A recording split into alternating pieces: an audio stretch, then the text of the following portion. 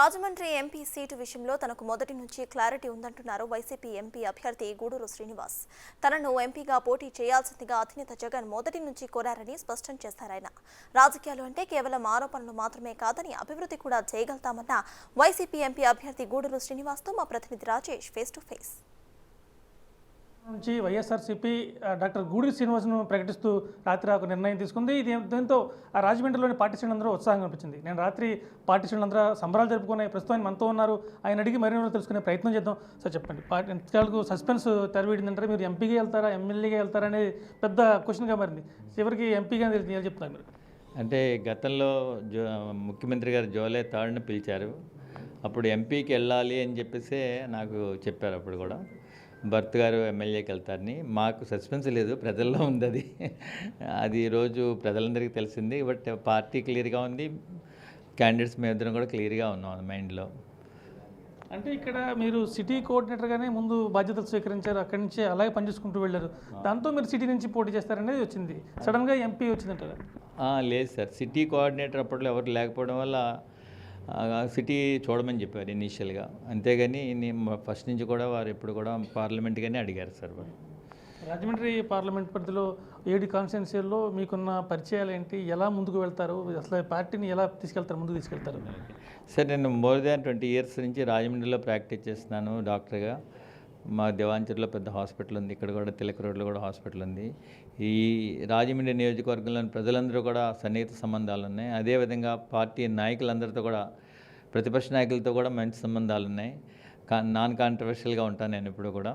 So మాకున్న ఇప్పుడు ప్రస్తుతం 7 ఎమ్మెల్యేలు కూడా చాలా మంచి వ్యక్తులు ఉన్నారు. వాళ్ళందరూ కూడా నాకు బాగా తెలుసు. వాళ్ళంతా కూడా మంచి సన్నిహిత సంబంధాలు ఉన్నాయి. వాళ్ళందరినీ కలుపుకొని విజయ పదంలో దూసుకుపోతామని చెప్పి ప్రగాఢంగా నమ్ముతున్నాను సార్. గూడూరు శ్రీనివాస్ అంటే సౌమ్యుడిగా, మంచి మనిషిగా ప్రజల్లో పేరుంది. ఇక్కడ రాజకీయాలంటే ఆరోపణలు ఉంటాయి, ప్రత్యారోపణలు ఉంటాయి. వాటిని ఎలా తట్టుకుంటారు? ఎన్నికల్లో మీరు ఎలా ముందుకు వెళ్తారు? సార్, అంటే తిట్టుకోవడంతోనే రాజకీయం కాదు, మంచివాళ్ళు కూడా రాజకీయాల్లో ఉంటారు, సౌమ్యులు కూడా రాజకీయాల్లో ఉంటారు. గతంలో మీరు చూశారు, గతంలో నెహ్రూ, లాల్ బహదూర్ శాస్త్రి వీళ్ళు ఎవరిని తిట్టేవారు కాదు, చక్కగా పరిపాలన చేశారు. సో నాకు వాళ్ళే రోల్ మోడల్స్. ఈ తిట్టుకునే వాళ్ళు, రోజు ఒకళ్ళ మీద ఒకళ్ళు తిట్టుకునేవాళ్ళం, అది అనవసరమైన టైం వేస్ట్ తప్ప వేరే ఇది కాదు. అది ఓన్లీ టైం వేస్ట్ కేవలం. వైద్య రంగంలో సుదీర్ఘమైన అనుభవం ఉంది, మంచి హస్తవాసి ఉన్న డాక్టర్గా మీకు పేరుంది. అదే హస్తవాసి రాజకీయాల్లో కూడా కలిసి వస్తుందంటారా? అంటే దేవుని దయ వల్ల డెఫినెట్గా కూడా ఇందులో కూడా రాణిస్తానని నమ్మకం నాకుంది. ఎందుకంటే నా సంకల్పం గట్టిది, మంచిది. ప్రజలకి మంచి చేద్దామని వచ్చాను తప్ప దీని నుంచి నేను ఏది ఆశించట్లేదు. నాకు దేవుడు అన్ని విధాలుగా నేను సౌకర్యంగా ఉన్నాను, కంఫర్టబుల్ లెవెల్లో ఉన్నాను. సో దీని నుంచి నేను ఆశించేది ఏం లేదు. ప్రజలకి ఏమన్నా నా వల్ల మంచి జరిగితే డెఫినెట్గా చేద్దామని ఆ సత్సంకల్పంతో వచ్చాను. ఎప్పుడైతే నా సంకల్పం మంచిదో దేవుడు కూడా నన్ను ఆశీర్వదిస్తాడని చెప్పి నాకు నమ్మకం ఉంది.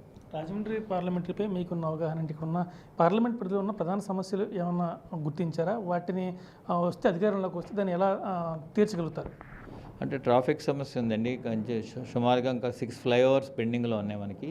భరతరామ్ గారు ఆల్రెడీ వర్కౌట్ చేశారు. 6 ఫ్లైఓవర్స్ శాంక్షన్ అవ్వలేదు, అవన్నీ కూడా చేయాలి. అదేవిధంగా మంచినీరు కూడా 24 hours ఇవ్వాలి. అన్ని నియోజకవర్గాల్లో కూడా మంచినీరు 24 hours ఇవ్వాలి. అదొకటి. రెండోది నా అంశం. మూడోది శానిటేషన్. చక్కని శానిటేషన్ ఉంటే కనుక మనకి సీజనల్ వ్యాధులు ఏమీ రాకుండా ఉంటాయి. యాజ్ ఏ డాక్టర్గా నాకు అనుభవం ఉంది కాబట్టి ఈ మూడింటి మీద మెయిన్ నా కాన్సన్ట్రేషన్. ముఖ్యంగా ఒక జనసేన, టీడీపీ పొత్తులతో ముందుకెళ్తున్నారు, మీరేమో సింగిల్గా వెళ్తున్నారు. ఆ రెండు కలిసి వస్తే వెళ్ళి ఢీ కొట్టగలిగే అవకాశం ఉందంటారా? దాన్ని ఆ పార్టీని ఎలా ఢీ కొట్టబోతారు?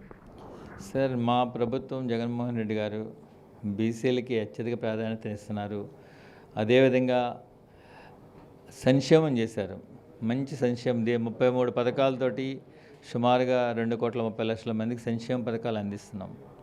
సో ఇంత పెద్ద ఎత్తున సంక్షేమం ఈ దేశంలో ఏ రాష్ట్రంలోనూ కూడా లేదు. అదేవిధంగా పారిశ్రామిక వృద్ధి రేట్లో కూడా మనది 3వ స్థానంలో ఉన్నాం దేశంలో. 358 నూతన పరిశ్రమలు వచ్చాయి ఆ రాష్ట్రంలో. సో ఇది అభివృద్ధి. మూడవది విద్యకి అత్యధిక ప్రాధాన్యతనిచ్చారు. ఈవెన్ గవర్నమెంట్ స్కూల్స్లో కూడా డిజిటల్ ప్లాట్ఫామ్స్ అరేంజ్ చేశారు జగన్మోహన్ రెడ్డి గారు. గతంలో ఎప్పుడు పట్టించుకోవాలా, వాళ్ళు ఎప్పుడు కూడా కార్పొరేట్ విద్యనే ఎంకరేజ్ చేసేవారు. అదేవిధంగా నాలుగోది వైద్యాన్ని కూడా డోర్ స్టెప్స్కి తీసుకెళ్లారు. ఇంటి వద్దే బీపీ, షుగర్ లాంటి దీర్ఘకాలిక జబ్బులను గుర్తించి ఇంటికి దగ్గరే వాళ్ళు రావక్కర్ లేకుండా వాళ్ళకి మందులు అందిస్తున్నాం. ఇంతకన్నా మంచి ప్రజలకు ఎవరు చేయగలిగింది లేదు. సో మేము నమ్ముకున్నది ప్రజల్ని, ఈ పొత్తుల్ని అట్లని కాదు. పొత్తులు ఎవరికి కావాలి? వీక్గా ఉన్న వాళ్ళకి పొత్తులు కావాలి. బలవంతుడు ఎప్పుడు కూడా పొత్తులు కోరుకోడు. మా మా మా నాయకుడి స్టైల్ అది. మొత్తం చూసుకుంటే రాజమండ్రి పార్లమెంటుపై తనకు ఒక స్పష్టమైన అవగాహన ఉంది. ఇక్కడ ఉన్న ఎమ్మెల్యేలందరూ కూడా నాకు పాత మిత్రులే.